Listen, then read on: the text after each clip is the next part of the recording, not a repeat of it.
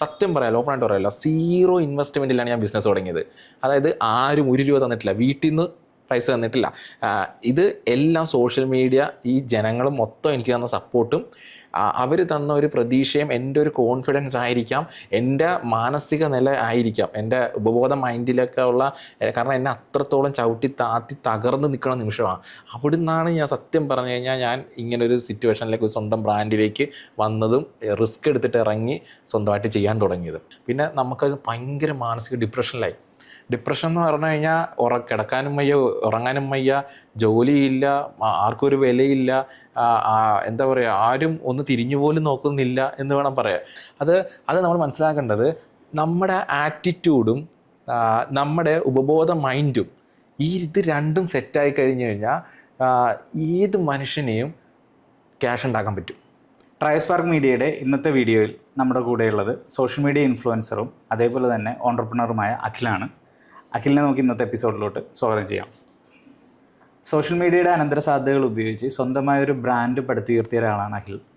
ഈ ഒരു സാഹചര്യത്തിൽ ഇപ്പോൾ ഈ ഒരു ലെവലിൽ ഇരിക്കാൻ നേരത്ത് അഖിലിന് എന്താണ് ഫീൽ ചെയ്യുന്നത്? സത്യം പറഞ്ഞു കഴിഞ്ഞാൽ നമ്മൾ ഒന്നാമത്തെ കാര്യം എന്ന് വെച്ചാൽ സ്വപ്നത്തിൽ പോലും കരുതുന്ന ഒരു കാര്യമല്ല.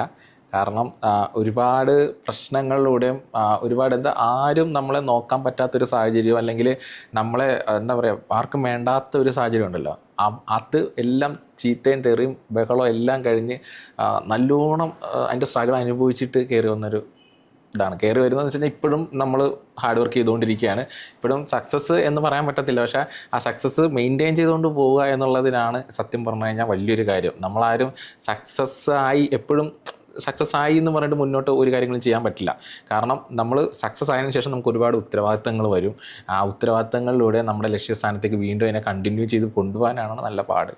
എങ്ങനെയായിരുന്നു സോഷ്യൽ മീഡിയയിലോട്ടുള്ളൊരു തുടക്കം? ഓക്കെ, സോഷ്യൽ മീഡിയയിലേക്കുള്ള തുടക്കം എന്ന് വെച്ച് കഴിഞ്ഞാൽ എനിക്ക് കുട്ടിക്കാലം മുതലേ ഭയങ്കര, അതായത് അത് പറയാനാണ് കറക്റ്റ് എൻ്റെ കുട്ടിക്കാലത്തേക്ക് പോകണം. കാരണം വെച്ച് കഴിഞ്ഞാൽ ഞാൻ കലോത്സവ വേദികളിൽ ഞാനൊരു മിമിക്രി ആർട്ടിസ്റ്റാണ്. അത് ഓൾമോസ്റ്റ് ആർക്കും അങ്ങനെ അറിയത്തില്ല. പക്ഷേ ഞാൻ ആദ്യമേ അന്ന് ടിക്ടോക്കൊക്കെ ഉള്ള സമയത്ത് കൂടുതലും ടിക്ടോക്കിലൂടെ വീഡിയോ ഒക്കെ ചെയ്ത് ഒരുപാട് വീഡിയോ ചെയ്യുമായിരുന്നു. അങ്ങനെ നമ്മുടെ പല ആൾക്കാരുടെയും സൗണ്ടൊക്കെ ഇമിറ്റേറ്റ് ചെയ്തിട്ടൊക്കെ ആയിരുന്നു അന്ന് വീഡിയോ ഒക്കെ ചെയ്തത്. പക്ഷെ അന്നൊന്നും നമുക്ക് ആരും അറിയത്തില്ല, അങ്ങനെ ഒരു സെറ്റപ്പാണ്. പിന്നെ അതിന് ശേഷം ആണ് നമ്മൾ എന്താ പറയുക, ഈ കലോത്സവ വേദികളിൽ +2 പഠിക്കുന്ന സമയത്ത്, കുട്ടിക്കാലം മുതലേ ഇതിനു വേണ്ടി ട്രൈ ചെയ്യുന്നുണ്ട്. പക്ഷേ നമ്മൾ അന്ന് മുതലേ നമ്മൾ അവഗണനകൾ സഹിച്ചാണ് വന്നുകൊണ്ടിരുന്നത്. കാരണം എൻ്റെ ഒരു പ്രിയപ്പെട്ട +2 പഠിക്കുന്ന ഒരു സാറുണ്ട്, ഹിലാൽ സാർ എന്നാണ്. അദ്ദേഹം എന്നെ നല്ല രീതിയിൽ നമ്മുടെ കഴിവിനെ മനസ്സിലാക്കി സപ്പോർട്ട് ചെയ്യുമായിരുന്നു. അങ്ങനെ ഞങ്ങൾ ജില്ലാ കലോത്സവം കഴിഞ്ഞ് ഉപജില്ലയും ജില്ലയും കഴിഞ്ഞിട്ട് സ്റ്റേറ്റിലോട്ട് പോകാൻ വേണ്ടിയിട്ട് അപ്പീൽ കൊടുത്തൊരു സമയമുണ്ട്. അന്ന് എൻ്റെ പെർഫോമൻസ് കണ്ട് അവിടെ ഇരുന്ന് എല്ലാവരും അത്യാവശ്യം ഇഷ്ടപ്പെട്ടു, അവരെല്ലാവരും കൈയടിച്ചു. എനിക്ക് ആർക്കാണേലും ആഗ്രഹിക്കുന്ന ഒരു കാര്യമാണ് സ്റ്റേറ്റിൽ പോകുക എന്നുള്ളത്. അപ്പോൾ ആ സ്റ്റേറ്റിലേക്ക് പോകാൻ വേണ്ടിയിട്ട് അവിടെ നമ്മൾ പുറത്തായി. ആ സമയത്ത് ഭയങ്കര വിഷമം ഉണ്ടായിരുന്നു. പക്ഷേ നമ്മൾ അപ്പീൽ കൊടുത്തിട്ട് പോലും കയറിയില്ല. കാര്യം അവിടെ പോലും സത്യം പറഞ്ഞാൽ ഇപ്പോൾ തുറന്ന് പറയേണ്ട കാര്യം വെച്ച് കഴിഞ്ഞാൽ കലോത്സവ വേദികളിൽ പോലും നമ്മൾ അവിടെ പൈസ കൊടുത്ത് കയറുന്നൊരു പ്രവണത നമ്മളത് അറിഞ്ഞു. പക്ഷെ നമുക്കതിലൊന്നും ചെയ്യാൻ പറ്റത്തില്ല, നമ്മുടെ സ്കൂളിനൊന്നും ചെയ്യാൻ പറ്റത്തില്ല, ആർക്കും ഒന്നും ചോദ്യം ചെയ്യാൻ പറ്റത്തില്ല. അപ്പം അന്ന് മുതൽ ഉള്ളിൽ നമ്മുടെ കലാപരമായിട്ടുള്ള എനിക്ക് എന്തെങ്കിലും ചെയ്യണം, അല്ലെങ്കിൽ പുറത്തേക്ക് എന്തെങ്കിലും എൻ്റേതായിട്ടുള്ളൊരു സ്വന്തമായിട്ടുള്ളൊരു പേര് ഉണ്ടാക്കണമെന്നുള്ളൊരു ചിന്ത അന്ന് മുതലേ ഉണ്ട്. അപ്പോൾ അതുകൊണ്ടാണ് ഒരു മിമിക്രി ആർട്ടിസ്റ്റ് ആയതുകൊണ്ട് തന്നെ നമ്മൾ കണ്ടിന്യൂസ് അതിന് വേണ്ടി എല്ലാത്തിനും ശ്രമിക്കുമായിരുന്നു. ഇതിനിടയ്ക്ക് ഞാനൊരു ഫിലിമിൽ ചെയ്തിട്ടുണ്ട്, ഒരു ഫിലിം. കാരണം ഇതിൻ്റെ ഇടയ്ക്ക് പിന്നെ ഫിലിം പ്രാന്തായിട്ട് അതിൻ്റെ പുറകെ നടന്നു. അങ്ങനെ ഒരു ദിവസം നമ്മുടെ സിനിമാ നടൻ മധു ഇല്ലേ, അദ്ദേഹത്തിൻ്റെ സൗണ്ട് പുള്ളിയുടെ ഫ്രണ്ടിൽ വെച്ചിട്ട് ചെയ്യാനൊരു ഇതുണ്ടായിട്ടുണ്ട്. അതൊരു സിനിമയുടെ ഷൂട്ടിങ്ങിനായിരുന്നു. ഇവിടെ നമ്മുടെ നാട്ടിൽ തന്നെ ഒരു സിനിമയുടെ ഷൂട്ടിങ് വന്നതാണ്. അപ്പോൾ അൻസിബാസിൻ്റെ കൂടെ ഒരു വേഷം എനിക്ക് കിട്ടിയായിരുന്നു. അപ്പോൾ അതൊരു തുറയിൽ ഒരു ചെറിയൊരു സീനാണ്. പക്ഷേ എനിക്ക് ഷോട്ടിൽ അത് നമുക്ക് സ്ക്രീനിൽ വന്നു. നമുക്ക് ആദ്യമായിട്ട് സ്ക്രീനിൽ എൻ്റെ ഒരു സീൻ കാണുക എന്ന് പറഞ്ഞു കഴിഞ്ഞാൽ വലിയൊരു ഇതാണ്. കാരണം അന്ന് +2 പഠിച്ചുകൊണ്ടിരിക്കുമ്പോൾ പഠിത്തം പോലും നമ്മൾ വിട്ടിട്ട് ചിലപ്പോൾ പഠിക്കാൻ പോലും പോയില്ല, ട്യൂഷന് പോലും പോകത്തില്ല, വീട്ടിൽ നിന്ന് വഴക്ക് പറഞ്ഞിട്ടാണെങ്കിലും. പക്ഷേ വീട്ടുകാർക്ക് താല്പര്യമില്ല. പക്ഷേ എങ്കിൽ കൂടെ നമ്മൾ നമ്മുടേതായിട്ടുള്ള റിസ്കിൽ പാതിരാത്രിയൊക്കെ പോകുമായിരുന്നു. അങ്ങനെ ഷൂട്ട് സമയത്ത് 2-3 ദിവസം അവിടെ കിടന്ന്, അന്ന് ചെറിയൊരു കീപാഡിൻ്റെ ഫോണാണ്, ഇങ്ങനെ അതിൽ ക്യാമറയുണ്ട്, കീപാഡിൻ്റെ ഫോണാണ്. അപ്പോൾ അതിൽ ഇവരുടെയൊക്കെ ഫോട്ടോ എടുത്ത് നമ്മൾ അഭിനയിച്ച് നമ്മുടെ സിനിമ അങ്ങനെ ആദ്യമായിട്ട് കേരളത്തിൽ മൊത്തം അങ്ങനെ വന്ന്. അപ്പോൾ നമുക്ക് ആദ്യമായിട്ട് ബിഗ് സ്ക്രീനിൽ നമ്മളൊരു ഫേസ് അന്നാണ് എൻ്റെ ആദ്യമായിട്ടൊരു വന്നത്. പക്ഷെ അതിന് ശേഷം ഞാൻ +2 കഴിഞ്ഞു, ഞാൻ എൻ്റെ ഡിഗ്രി കാലഘട്ടം തുടങ്ങി. അപ്പം അന്നേരം വീട്ടുകാർക്കെല്ലാം എന്നെ ഇവിടെ നിർത്തുന്നത് കൊണ്ട് യാതൊരു ഉദ്ദേശവും ഇല്ല. ഇനിയിങ്ങനെ നിൻ്റെ പഠിത്തം മുന്നോട്ട് പോകണം എന്നുള്ളൊരു ചിന്ത കൊണ്ട് എന്നെ നേരെ മംഗലാപുരത്തേക്ക് ഏവിയേഷൻ്റെ, അത് എന്നോട് ചോദിച്ചിട്ട് തന്നെ എൻ്റെ ഒരു ഇഷ്ടപ്രകാരം ഏവിയേഷൻ്റെ കോഴ്സ് സെലക്ട് ചെയ്തിട്ട് എന്നെ അങ്ങോട്ടേക്ക് അയക്കുകയായിരുന്നു. അങ്ങനെ അവിടെ ചെന്നപ്പോഴേക്കും മൊത്തം ബ്ലോക്ക് ആയിപ്പോയി. കാരണം നമ്മുടെ കലയോ മിമിക്രിയോ കാര്യങ്ങളോ ഒന്നും ചെയ്യാൻ പറ്റത്തില്ല. വേറെ ലാംഗ്വേജാണ്, കന്നഡ ലാംഗ്വേജാണ്. നമുക്ക് ഇവനൊന്നും ചെയ്യാൻ പറ്റാത്തൊരവസ്ഥയാണ്. അങ്ങനെ മൊത്തം ബ്ലാങ്ക് ആയിപ്പോയപ്പോൾ നമ്മുടെ ഉള്ളിൽ ഇത് കിടക്കുന്നതുകൊണ്ട് ആ സമയത്താണ് നമ്മുടെ വേറൊരു സിനിമയിൽ കൂടെ തന്നെ ഇവർ തന്നെ സിനിമ സെറ്റ് ചെയ്യുന്നവന് ഇങ്ങനെ ഒരു വേഷം ഉണ്ട്, വരാൻ പറ്റുമെന്ന് ചോദിച്ചു. അപ്പോൾ വീട്ടിൽ നിന്ന് ചോദിച്ചപ്പോഴേക്കും നല്ല ചീത്ത കേട്ട്, നീ പഠിക്കാൻ പോകണം, അല്ലെങ്കിൽ ഈ സമയത്ത് പഠിക്കാൻ പോയില്ല. ആ ഒരു ഇത് സ്വാഭാവികമായിട്ടും എല്ലാ പാരൻസും ചെയ്യുന്ന പോലെ കോമൺലി കിട്ടിയൊരു ഇത് നമുക്കും കിട്ടി. കാരണം വിദ്യാഭ്യാസം എല്ലാം വേണമല്ലോ നമുക്ക് സ്വാഭാവികം. അപ്പോൾ അതുകൊണ്ട് അവിടെ നിന്ന് ഞാൻ ഡിഗ്രി കംപ്ലീറ്റ് ആക്കി. ഡിഗ്രി കംപ്ലീറ്റ് ആക്കിയതിന് ശേഷം ഞാൻ ഏവിയേഷൻ കോഴ്സ് പഠിച്ചുകൊണ്ട് തന്നെ ഞാൻ ടെസ്റ്റ് എഴുതി എയർ ഇന്ത്യയിൽ കയറി. അത് ഇതിന് ശേഷം നാട്ടിൽ വന്ന് അതും ഒരുപാട് എന്താ പറയുക ചീത്തയും കാര്യങ്ങളെല്ലാം കേട്ട് നാട്ടുകാരുടെ ഇതും നീ ഇത്രയും ലോൺ കൊടുത്താൽ പഠിച്ചത്, ലോൺ എമൗണ്ട് എടുത്തിട്ടാണ് പഠിച്ചത്, ഇത്രയും പൈസ മുടക്കി പഠിച്ചിട്ട് അതുകൊണ്ടൊരു ഗുണമില്ല, ജോലി കിട്ടുന്നില്ല, സ്വാഭാവികമായിട്ടും എല്ലാവരും കേൾക്കുന്ന ഒരു പ്രഷർ നമ്മൾക്കും ഉണ്ടായി. അത് അവിടുന്ന് പോയി പിന്നെ ബാംഗ്ലൂർ പോയി അവിടുന്ന് റൂം എടുത്തൊക്കെ നിന്ന് ഞങ്ങൾ പല സ്ഥലങ്ങളിൽ ഇൻ്റർവ്യൂ ഒക്കെ അറ്റൻഡ് ചെയ്ത് അങ്ങനെ ഒരു ദിവസം ടെസ്റ്റ് എഴുതിയിട്ട് എയർ ഇന്ത്യയിൽ കയറി. എയർ ഇന്ത്യയിൽ ഒരു വർഷം 1.5 വർഷത്തോളം 1.5 വർഷത്തിനടുത്ത് എയർ ഇന്ത്യയിൽ വർക്ക് ചെയ്തു. ആ സമയത്താണ് കോവിഡിൻ്റെ സമയം. ആ സമയത്താണ് ലോക്ക്ഡൗൺ വന്നിട്ട് ആകെ മൊത്തം സീനായി. അപ്പോൾ നമുക്ക് നാട്ടിലേക്ക് പോലും പോരാൻ പറ്റാത്തൊരവസ്ഥയാണ്, ലോക്കായിപ്പോയി. അപ്പോൾ അതിന് മുന്നേ എനിക്ക് കോലാലംപൂർ ഞാൻ ടെസ്റ്റ് എഴുതി എനിക്ക് മലേഷ്യയിൽ ജോലി കിട്ടി. അപ്പോൾ വീട്ടിലെല്ലാവരും ഓക്കെയാണ്, അവിടെയും ഗ്രൗണ്ട് സ്റ്റാഫായിട്ട് തന്നെയാണ് കിട്ടിയത്. അപ്പോൾ അവിടുന്ന് യൂണിഫോമും കാര്യങ്ങളെല്ലാം വന്ന് അവരുടെ മെഡിക്കൽ ചെന്നൈയിൽ വെച്ചിട്ടാണ്. അപ്പം ചെന്നൈക്ക് പോകാൻ വേണ്ടിയിട്ട് നാട്ടിൽ നിന്ന് അവിടുന്ന് റിസൈൻ ലെറ്ററും കൊടുത്ത് അവിടുന്ന് നോട്ടീസ് പീരീഡും ചെയ്ത് കഴിഞ്ഞിട്ട് 1 മാസം നോട്ടീസ് പീരീഡ് ഉണ്ട്. കമ്പനിയിൽ നിന്ന് അവിടുന്ന് ഇറങ്ങി നാട്ടിൽ വന്ന് ഞാൻ ഇപ്പോഴും ഓർക്കുന്നുണ്ട്, ഫെബ്രുവരി 26 മറ്റോ ആണ് ഇവിടെ കേരളത്തിൽ ലോക്ക്ഡൗൺ ആയത്. അങ്ങനെ മൊത്തത്തിൽ കംപ്ലീറ്റ് അടച്ചു. അങ്ങനെ ക്ലോസ് ചെയ്ത സമയത്ത് ചെന്നൈയിലും പോകാൻ പറ്റിയില്ല, ഉള്ള ജോലി പോവുകയും ചെയ്ത് മൊത്തത്തിൽ ബ്ലോക്കായിപ്പോയി. അങ്ങനെ ഇരുന്ന സമയത്താണ് സത്യം പറഞ്ഞാൽ 2-3 മാസം കഴിഞ്ഞപ്പോഴാണ് യൂട്യൂബ് ചാനൽ തുടങ്ങാം എന്നുള്ളൊരു പ്ലാന്. അത് നമ്മുടെ കൂട്ടുകാരൻ ഷിബിനാണ്. അവനാണ് ഇങ്ങനെ ഒരു ആശയം കൊണ്ടുവന്നത്. പക്ഷെ നമുക്ക് എഡിറ്റ് ചെയ്യാൻ അറിയത്തില്ല, നമുക്ക് ഈ അവതരണം മാത്രമാണ് വശം. പക്ഷേ അത് ബാക്കിയുള്ള കാര്യങ്ങൾ എഡിറ്റ് ചെയ്യുക, തമ്പനയിൽ ഉണ്ടാക്കുക, അങ്ങനെയുള്ള ഒരു കാര്യത്തെക്കുറിച്ച് ഒരു അറിവുമില്ല. അപ്പോൾ അവൻ പറഞ്ഞാൽ അതെല്ലാം നോക്കി പഠിക്കാം, നമുക്ക് എന്തായാലും സ്റ്റാർട്ട് ചെയ്യാം. അന്നൊരു ചെറിയൊരു സാംസങ്ങിൻ്റെ ചെറിയൊരു ഫോണുണ്ട്, അച്ഛൻ്റെ ഒരു ഫോണുണ്ട്. അതിൽ നിന്നാണ് ആദ്യം നമ്മൾ ഷൂട്ട് ചെയ്ത് തുടങ്ങിയത്. നോർമലി എല്ലാവരും ചെയ്യുന്ന കാര്യങ്ങളൊക്കെ തന്നെയാണ് നമ്മളും ചെയ്ത് തുടങ്ങിയത്. അങ്ങനെ ആദ്യമേ ഫോണിൻ്റെ റിവ്യൂ ചെയ്തു, പിന്നെ വണ്ടിയുടെ റിവ്യൂ ചെയ്തു. അങ്ങനെ ഇരിക്കെ 3-ാമത്തെ മാസമാണ് ഞങ്ങൾ തുടങ്ങി. 3-ാമത്തെ മാസം കാര്യം തുടങ്ങുന്നതിന് മുന്നേ നമ്മുടെ ചാനലിന് പേരിട്ടെന്ന് വെച്ച് കഴിഞ്ഞാൽ എല്ലാവരും ചോദിക്കുന്ന കാര്യം നിങ്ങളുടെ ചാനലിൽ എങ്ങനെ ഇപ്പോഴും നമ്മുടെ ഇത് സാവ്ലോഗ്സ് മലയാളം എന്നുള്ള. അപ്പോൾ അത് എങ്ങനെയാണെന്ന് വെച്ച് കഴിഞ്ഞാൽ അന്ന് നമ്മൾ 3 സുഹൃത്തുക്കളാണ്. അന്ന് ഒന്ന് ഷിബിൻ, അഭിജിത്ത്, അഖിൽ, ഈ 3 പേരുടെ ആദ്യത്തെ അക്ഷരം വെച്ചിട്ട് SAA സാ എന്ന് പറഞ്ഞിട്ട് സാവ്ലോഗ്സ് മലയാളം എന്നുള്ളൊരു പേര് രൂപീകരിക്കുമായിരുന്നു. അപ്പോൾ അന്ന് മുതലാണ് സാവ്ലോഗ്സ് മലയാളം എന്നുള്ളൊരു പേര് ചാനലിൽ വന്നത്.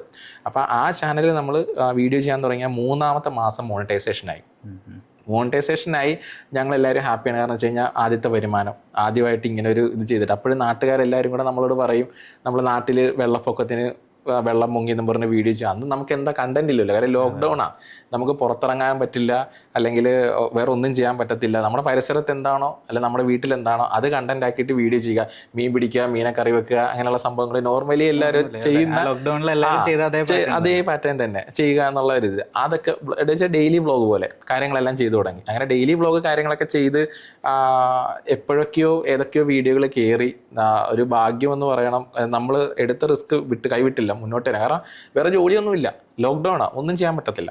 അങ്ങനെ ഞങ്ങൾ വന്ന് മുന്നോട്ട് പോയിക്കൊണ്ടിരുന്നപ്പോഴേക്കും ഓട്ടോമാറ്റിക്കലി എപ്പോഴും ഒരു വീഡിയോ ഒരു രാത്രി ഞങ്ങൾക്കൊരു നോട്ടിഫിക്കേഷൻ കിടന്നുറങ്ങുമ്പോൾ ഇങ്ങനെ കൊണ്ടുകൊണ്ടുകൊണ്ടാന്ന് മെസ്സേജ് വന്നുകൊണ്ടിരിക്കുക.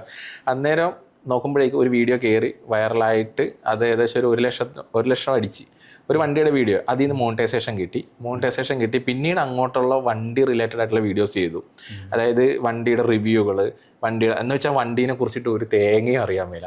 അതാണ് പക്ഷേ ഞങ്ങളെ അത് ചെയ്യാൻ പ്രേരിതനാക്കിയത് മുന്നോട്ട് എന്തെങ്കിലുമൊക്കെ ചെയ്ത് അതിൽ കോൺഫിഡൻസ് ആയിട്ട് ചെയ്ത്, അല്ലെങ്കിൽ അതിൽ നിന്നൊരു ഒന്നും അറിയത്തില്ല, A to Z കാര്യങ്ങൾ അറിയത്തില്ല, വണ്ടി എന്താണ് അതിൻ്റെ കാര്യങ്ങളൊന്നും അറിയത്തില്ല. പക്ഷെ ഒരു വണ്ടി പോയിട്ട് ആരോടെങ്കിലും നമ്മൾ ചോദിച്ച് വണ്ടി ഉണ്ടോ, അതിൻ്റെ മോഡലുണ്ടോ എന്ന് ചോദിച്ചിട്ട് ആ വീട്ടിൽ പോയിട്ട് അവരുടെ അടുത്ത് നിന്ന് വണ്ടി വാങ്ങിച്ചിട്ട് ആ വണ്ടിയുടെ റിവ്യൂ ചെയ്തത്. എന്നാൽ വണ്ടീനെ കുറിച്ച് ഒരു തേങ്ങ അറിയാൻ മേല, പക്ഷെ ഒരു കോൺഫിഡൻസ് ആയിട്ട് നിന്ന് പറയാൻ എങ്ങനെയോ ഒരു കോൺഫിഡൻസ് കിട്ടിയത് പറഞ്ഞു മുന്നോട്ട് പോയ ഒരു ജേർണി. പിന്നീട് എത്തിയത് 50,000 ഫോളോവേഴ്സ് എന്നുള്ളൊരു ഇതിലേക്കായിരുന്നു. ആദ്യമായിട്ട് 50,000 ഫോളോവേഴ്സ് അടിച്ചു. അന്നേരം ഭയങ്കരമായിട്ട് സന്തോഷമായിരുന്നു. പിന്നെ ഇടയ്ക്കിടയ്ക്ക് കിട്ടിക്കൊണ്ടിരുന്ന മന്ത്ലി ഇൻകം എന്ന് പറഞ്ഞാൽ 2 മാസം 3 മാസം കൂടുമ്പോഴാണ് ഇൻകം കിട്ടിക്കൊണ്ടിരുന്നത്. അത് പിന്നെ ഒരു എല്ലാ മാസവും കിട്ടാൻ തുടങ്ങി. അതൊരു എല്ലാ മാസം അത്യാവശ്യം ഞങ്ങൾക്കൊരു അത്യാവശ്യം നല്ലൊരു എമൗണ്ട് കിട്ടാൻ തുടങ്ങി. പക്ഷെ ഞങ്ങൾ 3 പേരായതുകൊണ്ട് തന്നെ നമുക്ക് ഷെയർ ചെയ്ത് പോകും. അതായത് നമുക്ക് ഒരാൾക്കായിട്ടാണെങ്കിലും ഓക്കെ, പക്ഷെ 3 പേർക്കായതുകൊണ്ട് നമുക്ക് ഈ പറയുന്ന പോലെ നമുക്കൊന്നും കയ്യിൽ നിൽക്കത്തില്ല. അപ്പോൾ എന്താണെന്ന് വെച്ച് കഴിഞ്ഞാൽ നമ്മൾ എവിടെയെങ്കിലും വീഡിയോ ഷൂട്ട് ചെയ്യാനായിട്ട് പോകുക, അല്ലെങ്കിൽ ട്രാവൽ ചെയ്യുമ്പോൾ, അല്ലെങ്കിൽ ഫുഡ്, താമസ സൗകര്യം, ഇതെല്ലാം കഴിഞ്ഞ് എക്സ്പ്ലോർ ആയി തീരുമ്പോൾ തന്നെ എമൗണ്ട് തീരും. സത്യം പറഞ്ഞാൽ ഞങ്ങൾ എക്സ്പ്ലോറിങ് തുടങ്ങിയത് തന്നെ യൂട്യൂബിൽ നിന്നുള്ള വരുമാനം കൊണ്ടാണ്. എങ്ങനെ മറ്റുള്ളവർ, പക്ഷേ അനാവശ്യമായിട്ട് അങ്ങനെ പൈസ ചിലവാക്കിയിട്ടുള്ള ഒരാളല്ല. കണ്ടു പറഞ്ഞ് നമുക്ക് എന്താണോ ആവശ്യം അതനുസരിച്ചിട്ട് മാത്രം ഞങ്ങൾ പോയിട്ടുള്ള ഒരാളാണ്. പിന്നെ അത് കഴിഞ്ഞിട്ട് സ്വാഭാവികമായിട്ട് ഏജ് ഇങ്ങനെ പൊയ്ക്കൊണ്ടിരിക്കുക. കാരണം 3 പേരാണല്ലോ. ഒരാൾക്കാണ് ഓക്കെ, നമുക്ക് ഈ ജോലി കൊണ്ട് മുന്നോട്ട് പോകാം. പക്ഷേ 3 പേര് വരാൻ നേരത്ത് നമുക്ക് അതിൽ നിന്നൊരു ഏണിങ്സ് കൃത്യമായിട്ടുമല്ല വരുന്നത്. നിങ്ങൾ തീരുമാനിച്ചിരുന്ന 3 പേർക്ക് ഇതാണ് പ്രൈമറി നിങ്ങളുടെ ഇൻകം, ഇത് വരുന്ന യൂട്യൂബ് തന്നെ ആയിരിക്കണം നിങ്ങളുടെ ഇൻകം എന്നുള്ള ഞങ്ങൾ പ്ലാൻ ചെയ്തിരുന്നു. കാരണം ഞങ്ങളുടെ വളർച്ച കണ്ടപ്പോൾ ഞങ്ങൾക്ക് കാരണം നമ്മുടെ മനസ്സിൽ ഇങ്ങനെ കിടക്കുന്നതുകൊണ്ട് മുന്നോട്ട് ഇത് തന്നെ കൊണ്ടുപോകണം എന്ന് പ്ലാൻ ചെയ്തിരുന്നു. പക്ഷേ എന്നാലും എന്തൊക്കെ സംഭവിച്ചെന്ന് പറഞ്ഞാൽ 3 പേർക്ക് ഷെയർ ചെയ്ത് വരുമ്പോൾ ഓരോരുത്തർക്കും ഓരോ ആവശ്യങ്ങൾ വരും. അപ്പോൾ അതുകൊണ്ട് സ്പ്ലിറ്റായി പോകുന്നതുകൊണ്ട് നമുക്കൊന്നും നടക്കുന്നില്ല. ഭയങ്കരമായിട്ട് സ്റ്റക്ക് വന്നു. കാരണം അത് ഒരിക്കലും എൻ്റെ കൂട്ടുകാരനെ എനിക്ക് കുറ്റം പറയാൻ പറ്റില്ല, അത് എന്നെ എനിക്ക് കുറ്റം പറയാൻ പറ്റില്ല. അതൊരു സാഹചര്യമാണ്. അത് ഇപ്പം നമ്മളൊരു അതിൽ നിന്നാണ് ഞാൻ പഠിച്ചത്. കാരണം ഒരു സംരംഭകൻ എന്ന് പറയുന്നത് ചിലപ്പോൾ ഒരുപാട് ആൾക്കാർ കൂട്ട് ബിസിനസ് ചെയ്യുന്ന ആൾക്കാരുണ്ട്. 1, 2, 3 ആൾക്കാർ ചേരുന്നവരുണ്ട്. അത് ചെയ്യുന്നത് നല്ലതാണ്. പക്ഷെ അതിൽ ഞാൻ ഏറ്റവും വലിയ കാര്യം പഠിച്ചതെന്ന് വെച്ച് കഴിഞ്ഞാൽ, നമുക്ക് ഒരു സംരംഭകനാകണമെങ്കിൽ, അല്ലെങ്കിൽ നമ്മുടെ കൂടെയുള്ള ഒരു കൂട്ട് ബിസിനസ് ചെയ്യുന്ന ഒരാൾക്ക് സംരംഭകനാകണമെങ്കിൽ എല്ലാവരും 3 പേരും ഒരേപോലെ ഓപ്പൺ ആയിരിക്കണം. ഈ ഓപ്പൺ മൈൻഡ് എന്ന് പറഞ്ഞൊരു സാധനമുണ്ട്. കാരണം ഇപ്പോൾ ഞാൻ ഒരു സംഭവം ചെയ്തു, ഇപ്പോൾ എൻ്റെ മനസ്സിലൊരു ആശയം വന്നു, അത് എൻ്റെ ബിസിനസ്സാണെന്ന് എനിക്ക് തോന്നിയിട്ടാണ് ഞാൻ അതിലേക്ക് ചെയ്യുന്നത്. അപ്പോൾ അത് ചിലപ്പോൾ റിസ്ക് ഉണ്ടാവും, ചിലപ്പോൾ അതിന് സക്സസ് ഉണ്ടാവും. അത് എൻ്റെ ഐഡിയയാണ്. ചിലപ്പോൾ ഓപ്പോസിറ്റ് നിൽക്കുന്ന ആൾക്ക് എൻ്റെ ഐഡിയ കറക്റ്റായിട്ട് ഇഷ്ടപ്പെടണമെന്നില്ല. അവൻ ഒരു 4 അഭിപ്രായം അവിടുന്ന് പറയും. എടാ അതങ്ങനെ വേണ്ട, ചിലപ്പോൾ അതിങ്ങനെ ആയിപ്പോവും. അതായത് 3 പേരുടെ ടേസ്റ്റ് 3 രീതിയിലായിപ്പോവും. അപ്പം അങ്ങനെ ഓട്ടോമാറ്റിക്കലി നമുക്ക് ഒരു ബാക്കിലേക്കൊരു വലിവ് വരും. ആ ബാക്കിലേക്കൊരു വലിവ് വന്നു കഴിഞ്ഞാൽ ബിസിനസ് ഓട്ടോമാറ്റിക്കലി നമ്മൾ ചെയ്യേണ്ട കാര്യങ്ങളൊക്കെ എവിടേക്കോ നമ്മുടെ മൈൻഡ് ഒന്ന് പിടിച്ച് ഡൗൺ ആക്കുമെന്ന് പറയാം. അപ്പം അങ്ങനെ വരുമ്പോൾ നമ്മൾ ആരും കുറ്റം പറയുന്നതല്ല. 3 പേര് ചേർന്ന് ബിസിനസ് നടത്തുന്ന, അല്ലെങ്കിൽ 4 പേര് ചേർന്ന് ബിസിനസ് നടക്കുന്ന, കൂട്ട് ബിസിനസ് ചെയ്യുന്ന ഒരുപാട് ആൾക്കാരുണ്ട്. ലക്ഷ്യത്തിലെത്തിയ ഒരുപാട് ആൾക്കാരുണ്ട്. നല്ല രീതിയിൽ പ്രോഫിറ്റ് ഉണ്ടാക്കുന്ന ഒരുപാട് ആൾക്കാരുണ്ട്. പക്ഷേ എന്തെന്നൊക്കെ പറഞ്ഞാൽ നമ്മൾ 3 പേരോ അല്ലെങ്കിൽ 4 പേരോ ഒന്നിൽ കൂടുതൽ ആൾക്കാരുടെ ബിസിനസ് ചെയ്യുന്ന ആൾക്കാരോട് എനിക്ക് പറയാനുള്ള ഒറ്റ കാര്യമുള്ളൂ, നമ്മൾ ചെയ്ത് കഴിഞ്ഞ് കഴിഞ്ഞാൽ നല്ലത് തന്നെയാണ്. പക്ഷേ എല്ലാവരും നമ്മൾ അത് ഈവൻ ഒരു മുട്ടുസൂചിയുടെ കാര്യമാണെങ്കിൽ പോലും, ഒരു പിന്നോ മുട്ടുസൂചിയുടെ നമ്മുടെ കാര്യമാണെങ്കിൽ പോലും അതിന് നമ്മൾ ഓപ്പണായിട്ട് തന്നെ പറയണം. അത് ഇപ്പോൾ എൻ്റെ ഓൺ ബിസിനസ് ആണെങ്കിൽ എനിക്ക് അലക്ഷ്യമായിട്ട് ആ മുട്ടുസൂചി ഒരിക്കലും അങ്ങനെ ചെയ്യണമെന്നല്ല. ആ മുട്ടുസൂചിയാണെങ്കിൽ അത് മാറ്റി വെച്ച് കഴിഞ്ഞാൽ എനിക്ക് അലക്ഷ്യമായിട്ട് എൻ്റെ മെമ്മറിയിലുണ്ട് അതങ്ങനെ ചെയ്തിട്ടുണ്ട്, അല്ലെങ്കിൽ അവിടെ മാറ്റി വെച്ചിട്ടുണ്ട്. അത് കാണാനില്ലെങ്കിൽ ഞാൻ സഹിച്ചു, വേറെ ഒരാളോട് എനിക്ക് പറയേണ്ട കാര്യമില്ല. പക്ഷേ മുട്ടുസൂചി ഞാൻ എക്സാമ്പിൾ പറഞ്ഞു. പക്ഷേ ആ മുട്ടുസൂചി പോലെ തന്നെയാണ് ബാക്കിയുള്ള ഓരോ ഐറ്റംസും. നമ്മളത് ചിലപ്പോൾ നമ്മുടേതായിട്ട് കാണും, മറ്റുള്ളവരും അത് എങ്ങനെ തന്നെ കാണും. പക്ഷേ അത് ആ ഇരിക്കേണ്ട സ്ഥാനത്ത് നിന്ന് ചിലപ്പോൾ ആ സ്ഥാനം തെറ്റി മാറിപ്പോയി കഴിഞ്ഞാൽ അത് ചിലപ്പോൾ നമ്മൾ പറയാം എനിക്ക് ആ സ്ഥാനത്ത് നിന്ന് മാറ്റി ഇപ്പുറത്തെ സ്ഥാനത്തേക്ക് വെച്ച് കഴിഞ്ഞാൽ അടിപൊളിയായിരിക്കും. അപ്പം അങ്ങനെ വെച്ച് കഴിഞ്ഞ് കഴിഞ്ഞാൽ ചിലപ്പോൾ മറ്റവന് ആ സ്ഥാനം ഓക്കെ ആയിരിക്കില്ല, അവനിപ്പുറത്ത് പറയും. അപ്പം അങ്ങനൊരു ടോക്കിംഗ് പ്രശ്നം, അതായത് ഒരു അഭിപ്രായ വ്യത്യാസം എന്ന് പറയാം. അഭിപ്രായ വ്യത്യാസം വന്നു കഴിഞ്ഞാൽ സീനായിരിക്കും. ഇപ്പോൾ അഖിൽ പറഞ്ഞു കൂട്ടു ബിസിനസ് ചെയ്യാൻ നേരത്ത് എല്ലാവരും ഒരേ മൈൻഡിൽ, അല്ലെങ്കിൽ എല്ലാവർക്കും ഒരേപോലെ അത് വർക്കൗട്ട് ആയാലേ കാര്യങ്ങൾ മുന്നോട്ട് പോകുന്നുള്ളത്. തുടക്കകാലത്ത് എല്ലാവർക്കും തുടക്കം എന്നുള്ളൊരു സമയത്ത് എല്ലാവർക്കും അത് നല്ല രീതിയിൽ വർക്കൗട്ട് ആവും. അതിനുശേഷം ഒന്ന് റണ്ണിങ് ആയി തുടങ്ങുമ്പോഴായിരിക്കും ഇങ്ങനൊരു അഭിപ്രായ വ്യത്യാസമോ കാര്യങ്ങളോ ഒക്കെ വരുന്നത്. അതിനെങ്ങനെയാണ് ഓവർകം ചെയ്തത്, അല്ലെങ്കിൽ അതിനെങ്ങനെയാണ് നോക്കുക? അതിനെ ഓവർകം ചെയ്തതെന്ന് വെച്ച് കഴിഞ്ഞാൽ ഞാൻ ഓപ്പണായിട്ട് സംസാരിക്കുമായിരുന്നു. അത് എൻ്റെ ബെസ്റ്റ് ഫ്രണ്ടാണ് ഷിബിനും അഭിജിത്തും. അപ്പോൾ ഞാൻ അതുകൊണ്ടാണ് നമ്മുടെ 3 പേരുടെയും നെയിമിൻ്റെ ആദ്യത്തെ അക്ഷരം വെച്ചിട്ട് തുടങ്ങിയത്. അപ്പോൾ ഓപ്പണായിട്ട് കാര്യങ്ങൾ പറയുന്നത് വെച്ച് കഴിഞ്ഞാൽ ഇപ്പോൾ എവിടെ പോയാലും പൈസയുടെ കാര്യത്തിനാണെങ്കിലും, അല്ലെങ്കിൽ എന്തെങ്കിലും ഇപ്പോഴും നമ്മൾ എന്തെങ്കിലും ഒരു പ്രൊമോഷൻ വന്നു കഴിഞ്ഞാൽ തന്നെ നമ്മുടെ കൂട്ടുകാരന്മാരോട് പറഞ്ഞിട്ടതിന് ശേഷമേ നമ്മൾ ചെയ്യത്തുള്ളൂ. അപ്പോൾ അതങ്ങനെ തുടങ്ങിയുകൊണ്ടാണ് അങ്ങനെ ചെയ്യുന്നത്. അപ്പോൾ അങ്ങനെയാണ് ചെയ്തു. അവരോട് അഭിപ്രായം ചോദിക്കും, എടാ ഇങ്ങനൊരു പ്രൊമോഷൻ വന്നിട്ടുണ്ട്, അല്ലെങ്കിൽ ഇങ്ങനൊരു സംഭവം വന്നിട്ടുണ്ട്, അത് ചെയ്ത് കഴിഞ്ഞാൽ നല്ലതായിരിക്കും എന്ന് പറയുമ്പോഴേക്കും എടാ എന്നാൽ ചെയ്യാം എന്നുള്ളൊരു അത് എന്താണെന്ന് അഭിപ്രായം ചോദിച്ചിട്ടേ എനിക്കത് മൂവ് ചെയ്യാൻ പറ്റത്തുള്ളൂ. പക്ഷേ അത് അഭിപ്രായ വ്യത്യാസങ്ങൾ വരും, സ്വാഭാവികമാണ്. പക്ഷെ അങ്ങനെ പോകുന്നൊരു ബിസിനസ് കുറച്ച് വളരെ സ്ലോയിലേ പോകുള്ളൂ എന്നാണ് എൻ്റെ ഒരു കാഴ്ചപ്പാട് എനിക്ക് തോന്നിയിട്ടുള്ളത്. ഒരു ഡിസിഷൻ എടുക്കാനായിട്ട് ആരായിരിക്കും അപ്പം മുൻകൈ? ഡിസിഷൻ എടുക്കാനായിട്ട് നമ്മൾ ആരെങ്കിലും പറഞ്ഞു കഴിഞ്ഞാൽ ഒരു 2 അഭിപ്രായം അല്ലെങ്കിൽ 3 അഭിപ്രായം അവിടെ വരും. അവിടെ വന്നു കഴിഞ്ഞാൽ അത് കുറച്ച് കാലയളവ് പോകും. പിന്നെ കാലയളവ് പോയാലും അതിൽ സോൾട്ട് ചെയ്തിട്ട് ഏതാണോ ഡിസിഷൻ നല്ലതെന്ന് നോക്കിയിട്ട് ചെയ്യാൻ പറ്റത്തുള്ളൂ. പക്ഷേ സ്വന്തമായിട്ട് ചെയ്യുമ്പോൾ ക്വിക്കാണ്, അതായത് അടുത്ത നിമിഷമാണ് റിസൾട്ട്. ഇപ്പം എനിക്ക് തോന്നുന്നതാണ്, ഞാനിപ്പോൾ ഒരു ലാപ്പ് എൻ്റെ കയ്യിലുണ്ട്, ഞാനിപ്പോൾ ലാപ്ടോപ്പിൻ്റെ ബിസിനസ്സാണ്. അപ്പോൾ എൻ്റെ കയ്യിൽ ഒരു പ്രൊഡക്റ്റ് ഉണ്ട്. ഈ പ്രൊഡക്റ്റ് എനിക്ക് ഇരിക്കുമ്പോൾ തോന്നുന്നതാണ് ഈ സാധനം എങ്ങനെയെങ്കിലും വിൽക്കണമെന്ന് തോന്നുമ്പോൾ ഞാനെന്താ അടുത്ത നിമിഷം അതിൻ്റെ പ്ലാൻ ചെയ്തിട്ട് അത് എങ്ങനെ വീഡിയോ വർക്കൗട്ട് ചെയ്തിട്ട് ആ മോഡൽ എങ്ങനെ ഔട്ട് ചെയ്യാം, അത് വിത്തിൻ സെക്കൻഡോ അല്ലെങ്കിൽ ഒരു മണിക്കൂറുകൾക്കുള്ളിൽ അത് വീഡിയോ ചെയ്ത് ഔട്ട് ചെയ്യാണ്. അപ്പോൾ അതിൻ്റെ റിസൾട്ട് ഡിസിഷൻ എടുക്കുകയാണ്. അതിൻ്റെ പ്രോഫിറ്റോ ലാഭമോ അല്ലെങ്കിൽ നഷ്ടമോ എന്തായാലും അതും വരുന്ന കമൻസുകളോ എന്തായാലും ഫേസ് ചെയ്യാൻ നമ്മൾ തയ്യാറാണ്. അങ്ങനെ സെറ്റാകുന്ന ഒരു ഇത് ക്വിക്കായിരിക്കും, ആക്ഷൻ ക്വിക്കായിരിക്കും. അപ്പോൾ ഈ ഒരു കാര്യം കൊണ്ടാണോ സ്വന്തമായിട്ടൊരു ബിസിനസ് മുന്നോട്ട് റൺ ചെയ്യാനായിട്ട് തീരുമാനിച്ചത്? അല്ല, അത് അങ്ങനെ ചോദിച്ചു കഴിഞ്ഞാൽ ഒരിക്കലും അല്ല. കാരണം അത് സാഹചര്യമാണ് എന്നെ അങ്ങനെ ആക്കിയത്. കാരണം നമ്മുടെ ഉള്ളിൽ രക്ഷപ്പെടണം എന്നുള്ളൊരു ഭയങ്കര അതിൻ്റെ ഹാർഡ് വർക്ക് ചെയ്യണം, രക്ഷപ്പെടണം എന്നുള്ളൊരു ചിന്ത ഇങ്ങനെ ഇരിക്കുന്നതുകൊണ്ട് അതിലേക്കൊരു ചെറിയ പഴുത് പോലും നമ്മളെ എനിക്ക് ഉറക്കമില്ലാത്ത രാത്രികളായിരുന്നു സത്യമായിട്ടും. എല്ലാവരും പറയുന്ന പോലെ തന്നെ അത് അനുഭവിച്ചറിഞ്ഞൊരു വ്യക്തിയാണ് ഞാൻ. കാരണം അത് സത്യമാണ്. കാരണം നമ്മൾ ഈ ഭൂമിയിൽ പ്രകൃതി എന്ന് പറയുന്ന സാധനം ഉണ്ടല്ലോ, നമ്മൾ എന്തൊക്കെ നമ്മൾ ഹാർഡ് വർക്ക് ചെയ്ത് കാരണം ചെയ്യുന്നവനെ അത് കിട്ടുള്ളൂ. അല്ലാതെ ഇത് ചെയ്യാം, നാളെ ചെയ്യാം, മറ്റന്നാൾ ചെയ്യാം, പിന്നെ ചെയ്യാമെന്ന് പറഞ്ഞല്ല. ഒരു സംഭവം നമ്മൾ പ്ലാൻ ചെയ്തിട്ടുണ്ടെങ്കിൽ അത് ചെയ്യാനുള്ള അതിൻ്റെ എഫേർട്ട് എടുത്ത്, സത്യം പറയാമല്ലോ, ഓപ്പണായിട്ട് പറയാമല്ലോ, 0 ഇൻവെസ്റ്റ്മെൻറ്റിലാണ് ഞാൻ ബിസിനസ് തുടങ്ങിയത്. അതായത് ആരും 1 രൂപ തന്നിട്ടില്ല, വീട്ടിൽ നിന്ന് പൈസ തന്നിട്ടില്ല.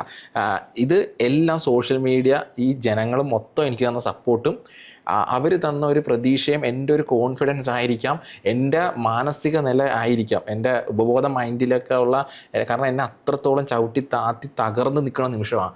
അവിടെ നിന്നാണ് ഞാൻ സത്യം പറഞ്ഞു കഴിഞ്ഞാൽ ഞാൻ ഇങ്ങനൊരു സിറ്റുവേഷനിലേക്ക് സ്വന്തം ബ്രാൻഡിലേക്ക് വന്നതും റിസ്ക് എടുത്തിട്ട് ഇറങ്ങി സ്വന്തമായിട്ട് ചെയ്യാൻ തുടങ്ങിയത്. ഓക്കെ, ലാപ്ടോപ്പ് സെയിൽസിലാണ് ആദ്യമായിട്ടൊരു സ്വന്തമായിട്ടൊരു ഇത് തുടങ്ങിയത്.